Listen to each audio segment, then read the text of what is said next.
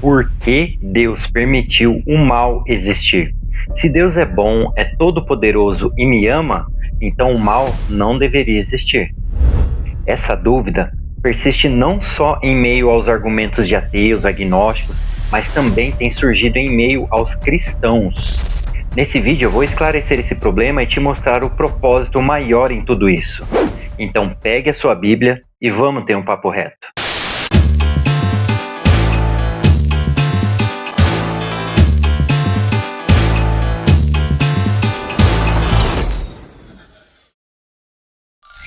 Fala comigo, sobrevivente do Apocalipse. Seja muito bem-vindo ao Papo Reto Cristão.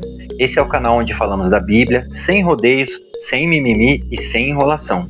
Eu sou Vitor Lopes, estudante de teologia com foco em apologética. Então, por que Deus, sendo onisciente e todo-poderoso, permite o mal? Essa pergunta é muito profunda e muito incômoda. Mas para deixar ainda mais desconfortável, eu vou piorar um pouco mais a situação. Por que Deus permitiu que Hitler nascesse?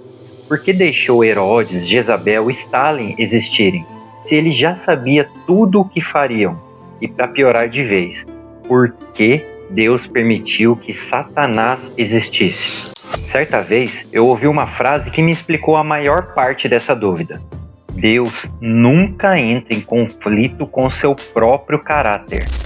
Ele não mente, não negocia, não dá o famoso jeitinho brasileiro. Deus é íntegro, Deus é justo. Se Deus impedisse o nascimento de Hitler, se barrasse Stalin, Jezabel ou o próprio diabo, esse livre-arbítrio seria uma farsa. E Deus não mente, ele não brinca com a verdade. Se ele só permitisse nascer quem nunca o rejeitaria, quem sempre obedeceria, quem jamais se desviaria, então nós seríamos meros robôs programados, incapazes de dizer não. Então o livre-arbítrio seria só uma grande ilusão, uma grande mentira. Mas não é. Deus permanece fiel ao seu caráter, mesmo que isso custe permitir a existência do mal.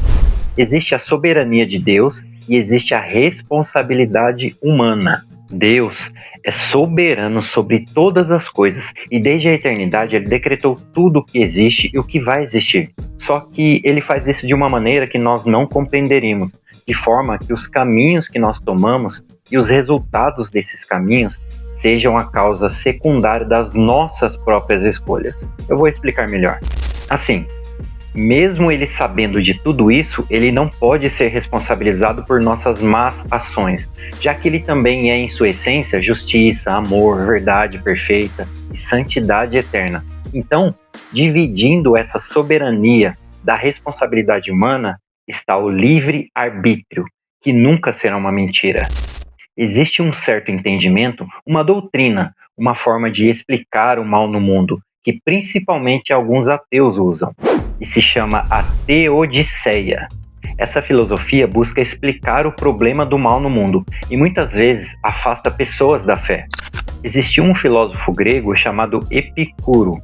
Ele não foi mencionado na Bíblia, mas os seus seguidores, os epicureus, foram mencionados em Atos, capítulo 17, versículo 18.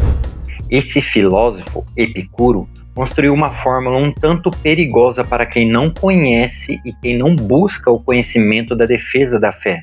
E é o seguinte: se Deus é bom, é todo-poderoso e me ama, então o mal não deveria existir.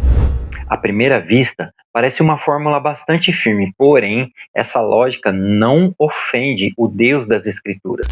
Se você parar para analisar, essa conta não fecha somente para o Deus determinista, ou seja, para o Deus criado por homens. Aquele Deus que determinou tudo e todos os fatos, inclusive a roupa que estamos usando, o que estamos pensando, o que vamos falar, etc, etc. Mas, resumindo, se falamos ou fazemos algo, é porque ele quis assim. As pessoas que defendem esse tipo de pensamento confundem a onisciência com a determinação. Então você pode parar e me perguntar, mas Vitor, então Deus não determina as coisas? Sim, determina. Ele determina, ele intervém, ele interfere, afinal, isso está nas Escrituras, certo? Porém, as interferências, as determinações de Deus ocorrem porque o plano maior de Deus precisa ser cumprido. Mas qual seria esse plano? A redenção, a nossa redenção. Deus tem os próprios decretos, mas no geral o homem é um ser livre. A Teodiceia não afeta o Deus da Bíblia porque o problema do mal no mundo se explica a partir do que chamamos de livre-arbítrio. Na Bíblia, o homem é criado livre. Sabemos disso porque ele caiu. Ele optou se afastar e cair no pecado.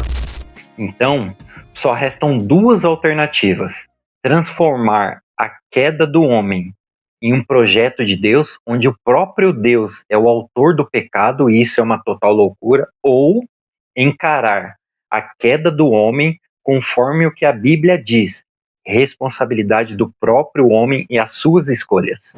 Nós somos seres moralmente responsáveis pelos nossos próprios atos e de uma forma individual prestaremos contas por cada um deles diante de Deus. Somos livres sim, inclusive para escolher fazer o mal. Porém, não estaremos livres das consequências dessa escolha. A onisciência de Deus é diferente da soberania de Deus. Tá, mas qual seria essa diferença?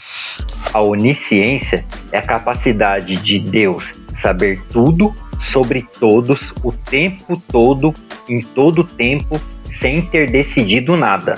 Resumindo, com relação aos seus atos falhos, o problema é seu.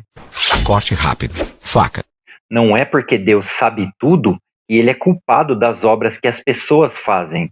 Essa é a onisciência de Deus. Por outro lado, a soberania é a capacidade de Deus interferir quando quiser, onde quiser, da forma que quiser, porém, ele só faz isso com um propósito redentor. Então você pode também perguntar, mas Deus não tem poder para acabar com tudo isso? Sim, ele tem. Mas Deus não é possuído pelo poder. Não é o poder que tem Deus, e sim Deus que tem o poder. E isso faz toda a diferença. Confundir a onisciência de Deus com a soberania de Deus é o mesmo que transformar Deus no pai da maldade. Isso invalidaria até mesmo a justiça divina. Pois como Deus vai julgar alguém pelos atos, sendo que ele mesmo determinou o que fariam? Então essa conta não fecha. Isso não dá certo. Agora, eu vou responder de uma forma resumida, depois dessa explicação. Por que tem um mal no mundo? Porque nós escolhemos ser maus. Por que há assassinos no mundo? Porque nós escolhemos ser maus. Por que tanta gente sofre? Por que existe tanta violência? Porque nós escolhemos ser maus. Então agora eu te pergunto, podemos continuar culpando a Deus? Ou precisamos assumir as nossas escolhas?